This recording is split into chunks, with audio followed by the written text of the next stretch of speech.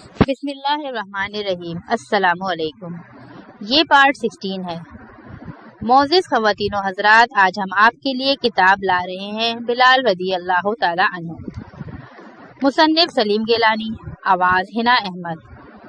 معزز خواتین و حضرات، یہ کتاب آپ کے لیے بک شیئر پاکستان آڈیو لائبریری کی جانب سے پیش کی جا رہی ہے۔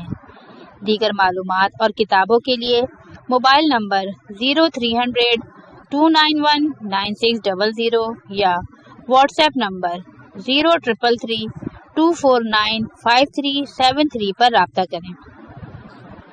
یہ کتاب آپ کے لیے علی رضا صاحب نے اسپانسر کی ہے۔ اس کتاب کے ٹوٹل صفحات 410 ہیں۔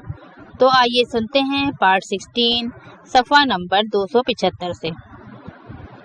معاہدے کے متن پر بسم اللہ الرحمن الرحیم کی بجائے سہیل کے کہنے پر بے اسمی کا اللہم لکھا گیا۔ محمد رسول اللہ کی بجائے سہیل کے اصرار پر محمد ابن عبداللہ تحریر ہوا۔ ایک شرط یہ تھی کہ اگر قریش کا کوئی فرد مسلمان ہو کر آئے تو محمد صلی اللہ علیہ وآلہ وسلم اسے واپس کر دیں گے، لیکن اگر کوئی مسلمان مرتد ہو کر قریش کے پاس پہنچ جائے تو اسے واپس نہیں کیا جائے گا۔ میں سوچتا ہوں کتنی بدگمانی تھی قریش کو اپنے لوگوں کے بارے میں، اور کتنا اعتماد تھا پیغمبر آخر الزماں کو اپنے دین کی تعلیم اور تربیت پر، کہ انہیں کسی مسلمان کے کفار قریش سے جا ملنے کا ہلکا سا شائبہ بھی نہیں تھا۔ قریش کو البتہ تشویش تھی کہ مکے کی سرداری اور استحصالی نظام کے مقابلے میں مدنی معاشرے کا انسانی حقوق کی بحالی اور مساوات پر قائم نظام انتہائی پرکشش ہے، جو کسی وقت بھی ان کے لیے شدید خطرے کا باعث بن سکتا ہے۔ گویا قریش کی یہ شرط مدنی نظام کی افضلیت کا ایک خاموش اعتراف تھا۔ باقی شرائط بھی بظاہر یک طرفہ تھیں، مگر حضور صلی اللہ علیہ وآلہ وسلم نے نہایت خندہ پیشانی سے قبول فرما لی۔ چند مسلمانوں خصوصاً عمر رضی اللہ تعالی عنہ نے اپنی پریشانی کا اظہار بھی کیا، لیکن یہ اس لیے کہ رحمت العالم صلی اللہ علیہ وآلہ وسلم کی تعلیمات نے ذہنوں کو جکڑا نہیں تھا۔ غور و فکر کی اجازت ہی نہیں، ہمت افزائی کی جاتی تھی۔ ہر شخص اپنا معافی الضمیر بیان کر سکتا تھا، اور شخص رائے کے آزادانہ اظہار کے بعد آخری فیصلہ اللہ کے رسول صلی اللہ علیہ وآلہ وسلم کا ہوتا تھا۔ ان شرائط پر انہوں نے فیصلہ فرما دیا تو یہ تلخ گھونٹ سب نے حلق سے اتار لیا۔ شرائط طے ہو گئیں تو معاہدے پر دستخطوں کی تیاری شروع ہو گئی۔ حضور صلی اللہ علیہ وآلہ وسلم دائیں بائیں نظریں دوڑا رہے تھے کہ توثیق کے لیے کس کس کو بلائیں۔ اتنے میں باہر سے بڑی دردناک چیخوں کی آواز سنائی دی۔ سب خیموں سے باہر نکل آئے۔ دیکھا تو سامنے ایک انتہائی دلدوز منظر تھا۔ ابو جندل رضی اللہ تعالی عنہ سہیل بن عمرو کے چھوٹے بیٹے چلا چلا کر مدد کے لیے پکار رہے تھے۔ ان کی حالت دیکھی نہیں جاتی تھی۔ پاؤں میں بھاری بھاری بیڑیاں، چلتے تھے تو ان کی جھنکار سنائی دیتی تھی۔ ان کے ساتھ ہمارے ساتھیوں کا ہجوم تھا، ہر ایک دم بخود مبہوت، کسی کی سمجھ میں نہیں آ رہا تھا کہ ماجرا کیا ہے۔ سہیل کے بڑے بیٹے عبداللہ بن سہیل رضی اللہ تعالی عنہ اللہ کے فضل سے پہلے ہی حلقہ اسلام میں آ چکے تھے اور اس وقت ہم لوگوں میں شامل تھے۔ اپنے چھوٹے بھائی کی حالت زار دیکھ کر ان سے رہا نہ گیا۔ بے ساختہ انہیں سنبھالنے کے لیے لپک کر آگے بڑھے۔ اتنے میں سہیل بن عمرو بھی خیمے سے باہر آ چکا تھا۔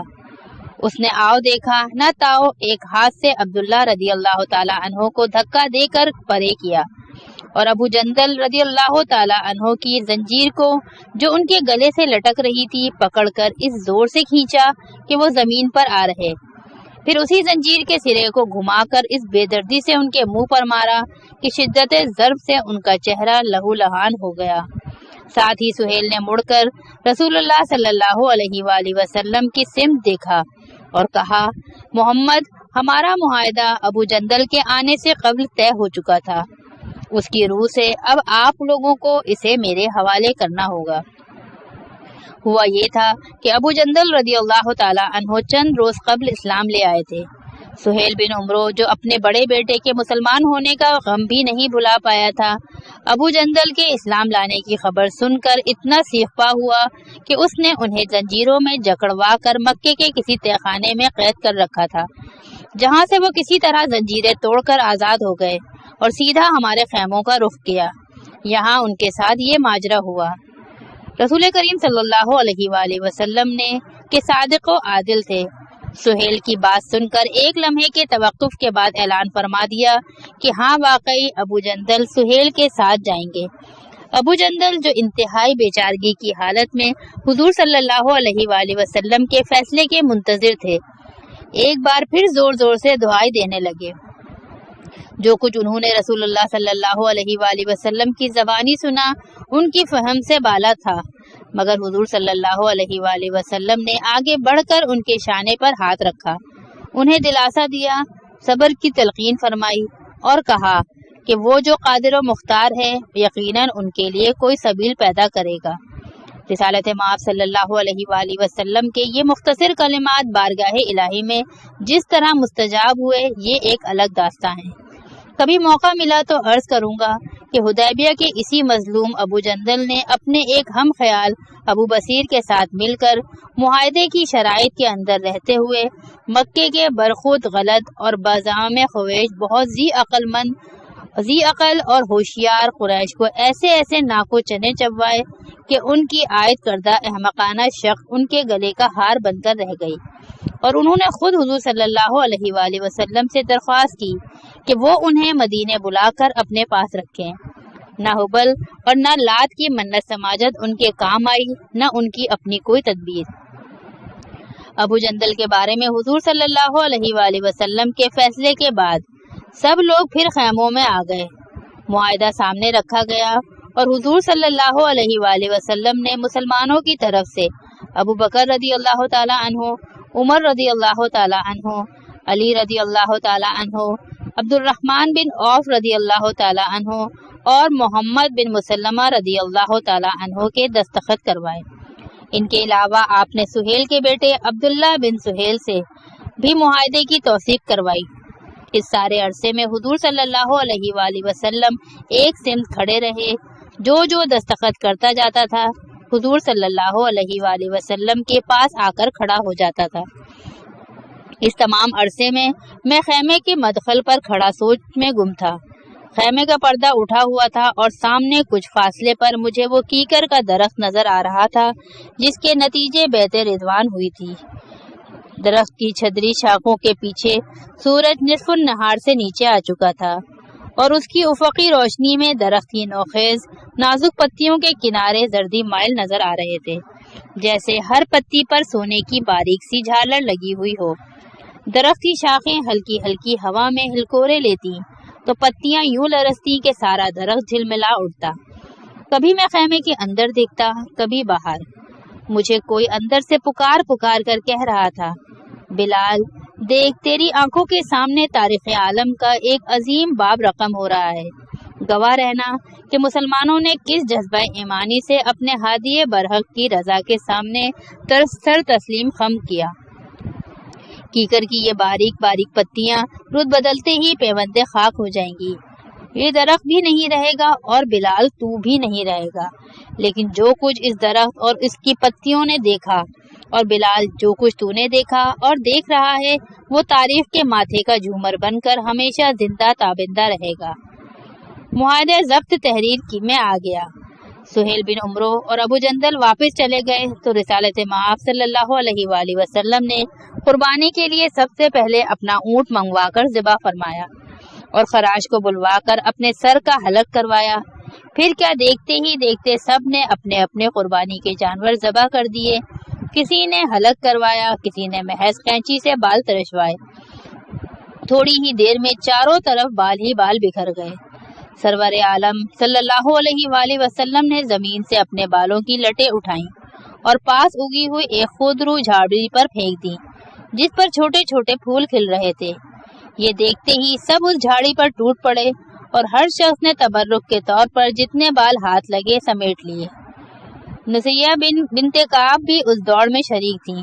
وہ بھی مردوں کے شانہ بشانہ آگے بڑھی اور منہ مبارک کی ایک لٹ اٹھا لی جو مرتے دم تک ان کے پاس رہی۔ یہ تگودو جاری تھی کہ ہوا کا ایک نہایت تیز جھونکا آیا اور چاروں طرف بکھرے ہوئے بالوں کو ایک آن میں اڑ کر مکے کی طرف حدود حرم میں لے گیا۔ یہ بشارت تھی ہمارے سفر عمرہ کی قبولیت کی۔ حدیبیہ سے واپسی پر مدینے کے راستے میں سورہ فتح نازل ہوئی، جس میں اللہ تعالیٰ نے صلح حدیبیہ کو فتح مبین قرار دیا۔ اِنَّا فَتَحْنَا لَكَ فَتْحًا مُبِينًا۔ جیسے ہی یہ آیت نازل ہوئی تو رسول اللہ صلی اللہ علیہ وآلہ وسلم کی مسرت کی کوئی انتہا نہ رہی۔ انہوں نے فوراً گھڑ سواروں کو بھیج کر اپنے جلیل القدر صحابہ کو اپنے پاس بلوایا اور انہیں یہ آیات مقدسہ سنائی۔ ان کا چہرہ خوشی سے تمتما رہا تھا۔ انہوں نے فرمایا کہ اللہ کی کائنات میں مجھے اس صورت سے زیادہ کوئی چیز عزیز نہیں ہے۔ صلح حدیبیہ بے شک فتح مبین ہی تھی۔ آنے والے وقت میں ثابت ہو گیا کہ صلح حدیبیہ کی سیاسی حکمت اور دور اندیشی کس طرح ہماری تاریخ پر اثر انداز ہوئی۔ اس سے پہلے قریش حضور صلی اللہ علیہ وآلہ وسلم کو محض ایک سرکش، ناقابل اعتنا باغی سمجھتے تھے۔ رب انہیں مجبوراً انہیں اپنا مد مقابل اور برابر کا حریف تسلیم کرنا پڑا، اور ساتھ ہی ساتھ مدینے کی نوزائیدہ مملکت اسلامیہ کو بھی مسلمانوں کا حق زیارت کعبہ تسلیم کرنے کا یہ مطلب تھا کہ اسلام بھی دوسرے مذاہب کی طرح ایک مسلمہ مذہب ہے۔ 10 سال تک لڑائی بند رکھنا طے پایا تو جنوب سے خطرہ ٹل گیا اور بھرپور تبلیغ کا موقع ملا۔ مختصراً صلح حدیبیہ تاریخ اسلام کا ایک ایسا موڑ ہے جہاں سے ہماری تاریخ کا دور اول ختم ہوا اور ایک نئے درخشاں مستقبل کا آغاز ہوا۔ یہ چھٹی ہجری کے موسم بہار کا وہ تحفہ تھا جس کے بعد ہم نے کبھی خزاں نہیں دیکھی۔ جانب منزل 10,000 کا لشکر، عرب کی تاریخ کا ایک عظیم الشان فوجی اجتماع، پیدل، گھڑ سوار، ہر شخص سر سے پاؤں تک کیل کانٹے سے لیس ساز و سامان سے لدے ہوئے سینکڑوں اونٹ، عربستان کے بے شمار قبائل کے دستے جو مدینے سے آتے ہوئے راستے میں ہمارے ساتھ شامل ہوتے گئے۔ ہر سپاہی کا دل نور ایمان سے منور، جذبہ جہاد سے سرشار۔ یہ کاروان جب مر الزہران پہنچا تو حضور صلی اللہ علیہ وآلہ وسلم نے پڑاؤ ڈالنے کا حکم دیا۔ مر الزہران سے مکہ ایک منزل یعنی چند گھنٹوں کی مسافت پر ہے۔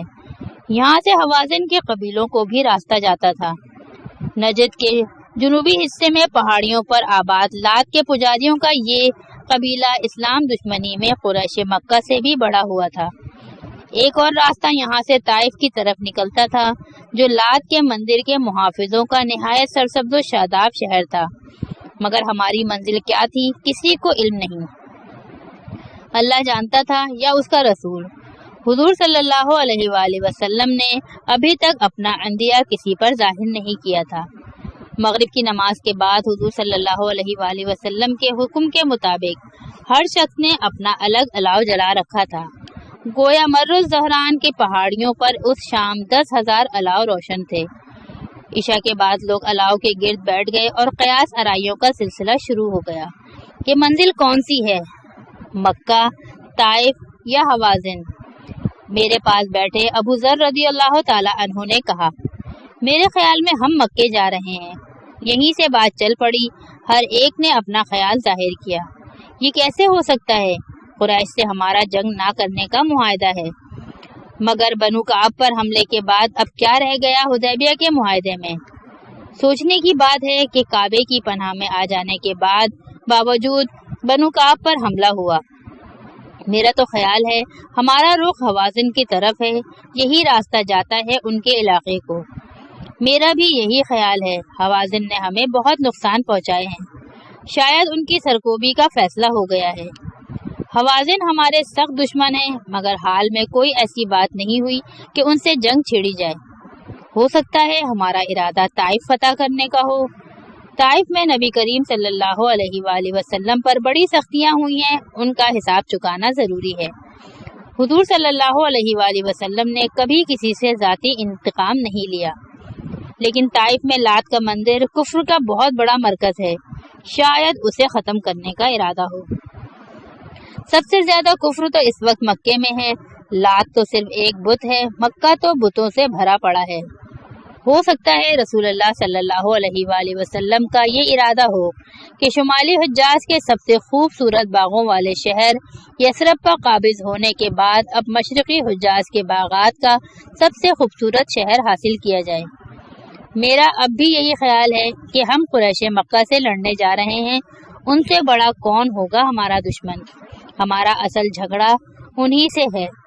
کعب بن مالک رضی اللہ تعالی عنہ میرے سامنے بیٹھے خاموشی سے سب کی باتیں سن رہے تھے۔ یکایک وہ اٹھ کھڑے ہوئے اور کہنے لگے، میں ابھی پتہ کر کے آتا ہوں۔ دو تین نے یک زباں ہو کر کہا، کس سے؟ کسی کو معلوم نہیں۔ کعب رضی اللہ تعالی عنہ بولے، میں نبی کریم صلی اللہ علیہ وآلہ وسلم سے پوچھ کر آتا ہوں۔ یہ کہہ کر وہ چلے گئے اور ہم لوگ ان کی واپسی کا انتظار کرنے لگے۔ کچھ دیر بعد کعب لوٹے تو کہنے لگے، جب آپ لوگ اپنی اپنی قیاس آرائیاں کر رہے تھے، میں شعر کہہ رہا تھا۔ سندے تلواریں میدان سے نکل پڑی ہیں اور شمشیر زن ان سے پوچھ رہے ہیں کہ ان کی تیز دھاریں کس کے لیے ہیں۔ اگر تلواروں کی بھی زبان ہوتی تو وہ بھی یہی سوال کرتی کہ بتاؤ ہمارا دشمن کون ہے۔ یہ شعر میں نے حضور صلی اللہ علیہ وآلہ وسلم کو سنائے۔ میرا خیال تھا وہ سن کر ضرور کوئی جواب دیں گے، مگر وہ صرف مسکرا دیے، زبان سے کچھ نہ کہا۔ یہ تدبیر بھی نہ چلی تو گفتگو کا سلسلہ جہاں سے ٹوٹا تھا پھر وہیں سے شروع ہو گیا۔ طائف کے بارے میں تو یہ خبر ہے کہ بنو ثقیف نے حوازن کے دیگر حلیف قبیلوں سے مدد بھی مانگ لی ہے، بلکہ کئی شاخوں کے لوگ ان کے لیے دفاع کے لیے طائف پہنچ بھی گئے ہیں۔ سنا ہے بنو ثقیف نے شہر کے شمال میں ایک پہاڑی پر مورچہ قائم کیا ہے جہاں سے دور دور تک دیکھ سکتے ہیں، مگر طائف سے جنگ کرنے کی بھی کوئی فوری وجہ بھی سمجھ میں نہیں آتی۔ ہمارا اصل جھگڑا تو ابو ذر رضی اللہ تعالی عنہ بات کرتے کرتے رک گئے، ان کی آنکھیں حیرت زدہ ہو گئیں۔ میں نے فوراً پلٹ کر دیکھا تو سامنے ابو سفیان کھڑا تھا۔ ہر شخص ہکا بکا ہو گیا۔ اتنی رات گئے ابو سفیان ہمارے خیموں میں، وہی رکھ رکھاؤ، وہی پہلا سا وقار، وہی طمطراق۔ غور سے دیکھا تو اس سے چند قدم کے فاصلے پر حضور صلی اللہ علیہ وآلہ وسلم کے چچا عباس رضی اللہ تعالی عنہ تھے، اور ان کے ساتھ حکیم بن حزام، جنہوں نے بدر کی لڑائی رکوانے کی بڑی کوشش کی تھی، مگر ابو جہل نے ان کی ایک نہ چلنے دی۔ حکیم کے ساتھ بنو خزاع کے بدیل بن ورقہ بھی تھے، جنہوں نے حدیبیہ میں حضور صلی اللہ علیہ وآلہ وسلم کو خبر دی تھی کہ قریش کسی قیمت پر مسلمانوں کو مکے میں داخل ہونے کی اجازت دینے کے لیے تیار نہیں ہے۔ ابو سفیان اب اطراف کی پہاڑیوں کو دیکھ رہا تھا جہاں دور دور تک الاؤ روشن تھے۔ معلوم ہوتا تھا آسمان سے ستارے اتر آئے ہیں۔ ابو سفیان نے یہ منظر دیکھ کر قدرے حیرت سے کہا، محمد صلی اللہ علیہ وآلہ وسلم کی سلطنت بہت پھیل گئی ہے۔ مجھ سے رہا نہ گیا، میں بول اٹھا، محمد صلی اللہ علیہ وآلہ وسلم سلطان نہیں رسول ہیں۔ ابو سفیان نے کچھ جواب نہیں دیا، کچھ سوچتے سوچتے اسبات میں گردن ہلا دی اور مجھے پہچان کر کہا، یہ تم ہو بلال؟ اور بغیر کچھ میرے جواب کا انتظار کیے باہر روشنیوں کو دیکھنے لگا۔ میں فوراً سب کو وہیں چھوڑ کر سیدھا حضور صلی اللہ علیہ وآلہ وسلم کے خیمے میں پہنچا۔ عمر رضی اللہ تعالی عنہ ان کے پاس بیٹھے تھے اور شاید پہلے ہی انہیں ابو سفیان کی آمد کی اطلاع دے چکے تھے۔ جب میں نے انہیں بتایا کہ ابو سفیان آیا ہے عباس کے ساتھ، تو انہوں نے نہایت اطمینان سے فرمایا، اللہ کی طرف سے ہر کام کا ایک وقت مقرر ہے۔ اتنے میں عباس رضی اللہ تعالی عنہ خیمے کا پردہ اٹھا کر اندر داخل ہوئے۔ ان کے پیچھے ابو سفیان، پھر حکیم اور سب سے آخر میں بدیل۔ ابو سفیان چند روز پہلے مدینے بھی آیا تھا، بنو کعب کے خلاف قریش کی زیادتی کے بعد حدیبیہ کے معاہدے کی دوبارہ توثیق کے لیے، مگر وہاں اس کی کوئی پذیرائی نہیں ہوئی تھی۔ حضور صلی اللہ علیہ وآلہ وسلم نے سب کو چٹائی پر بیٹھنے کا اشارہ کیا۔ ابو سفیان نے بیٹھتے ہی کہا، محمد صلی اللہ علیہ وآلہ وسلم، آپ نے تو پتہ نہیں کہاں کہاں کے لوگ اکٹھے کر لیے ہیں۔ اتنی بڑی فوج اپنے ہی اعزا کے خلاف نامناسب۔ حضور صلی اللہ علیہ وآلہ وسلم کو میں نے کبھی کسی کی بات کاٹتے نہیں دیکھا تھا، مگر اس وقت انہوں نے ابو سفیان کا قطع کلام کرتے ہوئے فرمایا، زیادتی آپ لوگوں کی طرف سے ہوئی ہے، آپ نے حدیبیہ کا معاہدہ توڑا ہے۔ بنو کعب کے خلاف حملے میں آپ نے بنو بکر کا ساتھ دیا اور خانہ کعبہ کی حدود کی بھی بے حرمتی کی۔ ابو سفیان نے موضوع بدلنے کی کوشش کی۔ کاش آپ کے غصے کا رخ حوازن کی طرف ہوتا جو آپ کے سب سے بڑے دشمن ہیں اور ان سے آپ کی عزیز داری بھی دور کی ہے۔ رسول اللہ صلی اللہ علیہ وآلہ وسلم نے فرمایا، مکے کی فتح کے بعد اگر اللہ نے چاہا تو وہ اہل اسلام کو ان پر بھی اقتدار دلا دے گا۔ مکے کا نام سن کر میرے کان کھڑے ہو گئے، تو گویا یہ تھی ہماری منزل اور ہم جانے کیا کیا سوچتے رہے۔ یہ کہہ کر حضور صلی اللہ علیہ وآلہ وسلم نے تینوں مہمانوں سے کہا کہ وہ اللہ کی وحدت اور ان کی رسالت کی شہادت دیں۔ حکیم اور بدیل نے فوراً کلمہ پڑھ دیا، لا الہ الا اللہ محمد الرسول اللہ، مگر ابو سفیان نے صرف اتنا کہا، لا الہ الا اللہ، اور چپ ہو گیا۔ جب اسے رسالت کی شہادت کے لیے کہا گیا تو اس نے چٹائی پر نظریں گاڑ لیں اور چٹائی کی طرف دیکھتے دیکھتے بولا، محمد صلی اللہ علیہ وآلہ وسلم، میرے دل میں اب بھی شک ہے، مجھے کچھ وقت چاہیے۔ ابو سفیان کے جواب میں عمر رضی اللہ تعالی عنہ کچھ کہنا چاہ رہے تھے، مگر حضور صلی اللہ علیہ وآلہ وسلم نے انہیں اشارے سے خاموش کرا دیا اور عباس سے کہا کہ وہ اپنے خیمے میں مہمانوں کے رات ٹھہرنے کا انتظام کریں۔ ابو سفیان، اگلے دن جب علیہ صبح میں نے فجر کی اذان دی تو پہاڑوں کے سناٹے میں میری آواز میری توقع سے زیادہ گونجی۔ دیکھتے دیکھتے سب خیموں سے باہر نکل آئے، ہر شخص وضو کے لیے دوڑ پڑا، سارا لشکر جاگ اٹھا۔ ابو سفیان بھی ہڑبڑا کر اٹھا اور آنکھیں ملتا ہوا عباس رضی اللہ تعالی عنہ سے پوچھنے لگا، کیا ہو گیا ہے، کیا ماجرا ہے؟ عباس رضی اللہ تعالی عنہ نے اسے بتایا، نماز کا وقت ہے۔ ابو سفیان نے پوچھا، کتنی مرتبہ ہوتی ہے یہ نماز؟ عباس رضی اللہ تعالی عنہ نے کہا، دن رات میں 5 مرتبہ۔ ابو سفیان نے حیرت سے کہا، 5 مرتبہ تو بہت زیادہ ہے۔ یہ کہہ کر ابو سفیان خیمے سے باہر نکل آیا۔ باہر آ کر اس نے دیکھا کہ فدائیہ اسلام کس طرح نبی کریم صلی اللہ علیہ وآلہ وسلم کے گرد پروانہ وار جمع ہیں، ایک دوسرے پر گرے پڑ رہے ہیں، اس کوشش میں کہ حضور صلی اللہ علیہ وآلہ وسلم کے وضو کے پانی کی ایک چھینٹ ان پر پڑ جائے، ان کے وضو سے بچے ہوئے پانی کا ایک قطرہ انہیں میسر آ جائے۔ ابو سفیان یہ دیکھ کر مبہوت ہو گیا، کہنے لگا، ابو الفضل، میں نے آج تک ایسی عقیدت کہیں نہیں دیکھی۔ عباس رضی اللہ تعالیٰ عنہ نے جواب میں صرف اتنا کہا، ابو سفیان، اب تمہیں کس کا انتظار ہے، تم بھی رسالت کی شہادت دو۔ ابو سفیان نے بہت دھیمے لہجے میں کہا، مجھے ان کے پاس لے چلو۔ فجر کی نماز کے بعد عباس رضی اللہ تعالیٰ عنہ ابو سفیان کو لے کر رسول کریم صلی اللہ علیہ وآلہ وسلم کی خدمت میں پہنچے، جہاں ابو سفیان نے ان کی رسالت کی شہادت دی اور پورا کلمہ پڑھ کر دارِ اسلام میں داخل ہو گیا۔ حضور صلی اللہ علیہ وآلہ وسلم نے ابو سفیان رضی اللہ تعالیٰ عنہ کو گلے لگایا اور مبارکباد دی۔ میں نے بڑھ کر مصافحہ کیا اور رسول کریم صلی اللہ علیہ وآلہ وسلم کے الفاظ دہرائے، اللہ تعالیٰ کی طرف سے ہر کام کا ایک وقت مقرر ہے، ایمان بندے کی اپنی صفت نہیں، اللہ کا عطیہ ہے۔ ابو سفیان رضی اللہ تعالیٰ عنہ نے مسکرا کر میری طرف دیکھا اور کہا، ارے حبشی، تو تو بڑا معلم بن گیا ہے، یہ لقب مجھے موقع بہ موقع کئی بار ملا۔ اس کے تھوڑی دیر بعد ہمیں کوچ کا حکم ملا مکے کی طرف، جو ہمارے سفر شوق کی آخری منزل تھا۔ مر الزہران سے مکہ، فتح مکہ۔ مر الزہران سے 2-2.5 گھنٹے کی مسافت طے کر کے ہم ذو طوا پہنچے۔ وہاں حضور صلی اللہ علیہ وآلہ وسلم نے لشکر کو رکنے کا حکم دیا۔ ذو طوا مکے سے اتنا قریب ہے کہ وہاں سے مکے کا شہر نظر آتا ہے۔ قصوہ پر بیٹھے بیٹھے حضور صلی اللہ علیہ وآلہ وسلم نے فوج کو 4 حصوں میں تقسیم کر دیا۔ میمنہ کی قیادت خالد بن ولید رضی اللہ تعالیٰ عنہ کو دی اور میسرہ کی زبیر بن العوام رضی اللہ تعالیٰ عنہ کو۔ خالد رضی اللہ تعالیٰ عنہ کے ساتھ بنو سلیم کا رسالہ تھا اور زبیر رضی اللہ تعالیٰ عنہ کے دستے میں 500 مہاجر اور کچھ لوگ تھے۔ اس دن زبیر نے پیلے رنگ کا عمامہ باندھ رکھا تھا۔ فوج کا تیسرا حصہ، جس میں حضور صلی اللہ علیہ وآلہ وسلم خود تھے، صرف مہاجرین اور انصار پر مشتمل تھا۔ اس کا ہر سپاہی پوری طرح مسلح، سر سے پاؤں تک فولاد سے ڈھکا ہوا تھا، صرف ان کی آنکھیں دکھائی دے رہی تھیں۔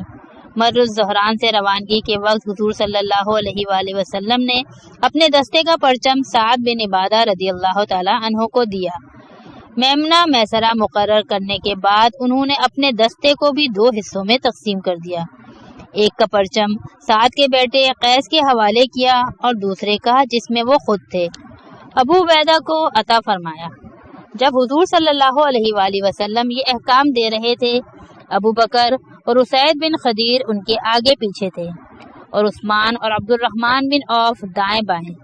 لشکر کو 4 حصوں میں تقسیم کرنے کے بعد حضور صلی اللہ علیہ وآلہ وسلم نے حکم دیا کہ خالد رضی اللہ تعالی عنہ شہر کے زیریں حصے سے اور باقی 3 دستے مکے کے 3 دروں سے الگ الگ لیکن بیک وقت شہر میں داخل ہوں گے۔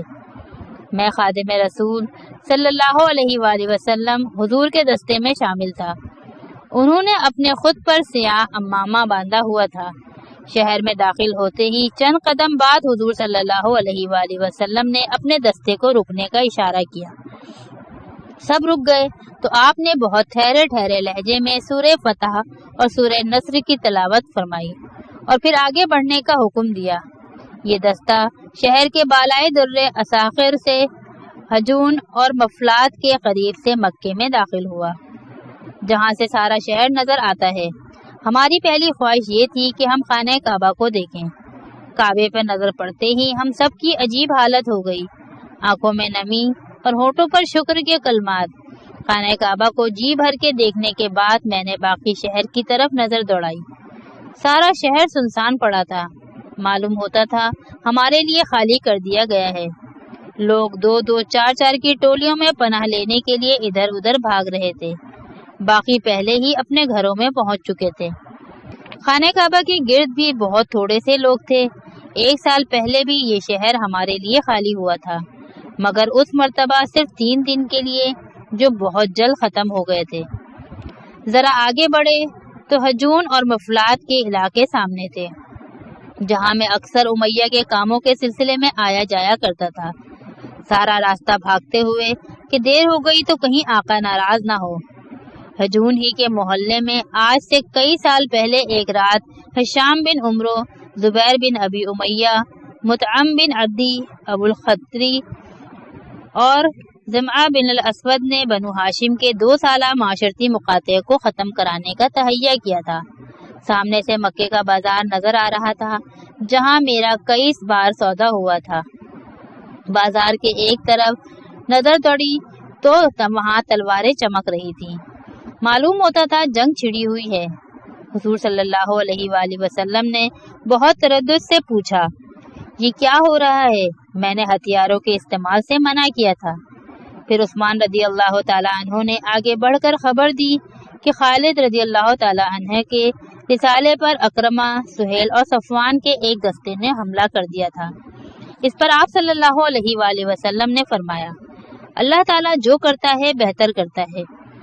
ہجون کے محلے میں جنت المعلی کے پاس، جہاں خدیجہ رضی اللہ تعالی عنہ اور حضور صلی اللہ علیہ وآلہ وسلم کے صاحبزادے قاسم دفن ہیں، سرخ چمڑے کا ایک خیمہ نصب کیا جو ابو رافع کے نے حضور صلی اللہ علیہ وآلہ وسلم کے لیے لگایا تھا۔ خانہ کعبہ سے تھوڑے ہی فاصلے پر یہ ابو رافع رضی اللہ تعالی عنہ وہی تھے جن کو جنگ بدر کے بعد ابو لہب کے ہاتھوں پٹتا دیکھ کر ام الفضل نے ابو لہب کے سر پر ڈنڈا دے مارا تھا۔ اسی ڈنڈے کا زخم بگڑ کر بالآخر اس کی موت کا سبب بنا۔ ابو رافع رضی اللہ تعالیٰ عنہ کا قصور یہ تھا کہ ابو لہب نے ان سے جب جنگ بدر کی تفصیل پوچھی تو انہوں نے صاف صاف سارے واقعات بیان کر دیے، جو ابو لہب کو بہت توہین آمیز معلوم ہوئے۔ تفصیل برداشت سے باہر ہو گئی تو ابو لہب نے غصے میں ابو رافع کو مارنا شروع کر دیا۔ ابو رافع کبھی عباس رضی اللہ تعالیٰ عنہ کے غلام تھے، جنہیں انہوں نے حضور صلی اللہ علیہ وآلہ وسلم کی خدمت میں پیش کر دیا تھا۔ حضور صلی اللہ علیہ وآلہ وسلم نے انہیں آزاد فرما دیا، مگر آزاد ہونے کے بعد بھی وہ میری طرح حضور ہی کی خدمت میں رہے۔ حضور صلی اللہ علیہ وآلہ وسلم کی نظر خیمے پر پڑی تو انہوں نے سامنے کھڑے جابر رضی اللہ تعالیٰ عنہ کو پاس بلا کر اشارے سے وہ خیمہ دکھایا اور ساتھ ہی شکر و ثنا میں مشغول ہو گئے۔ کتاب بلال رضی اللہ تعالیٰ عنہ کا پارٹ 16 صفحہ نمبر 293 پر اختتام پذیر ہوتا ہے۔ بقیہ پارٹ نمبر 17 صفحہ نمبر 293 سے سماعت فرمائیے۔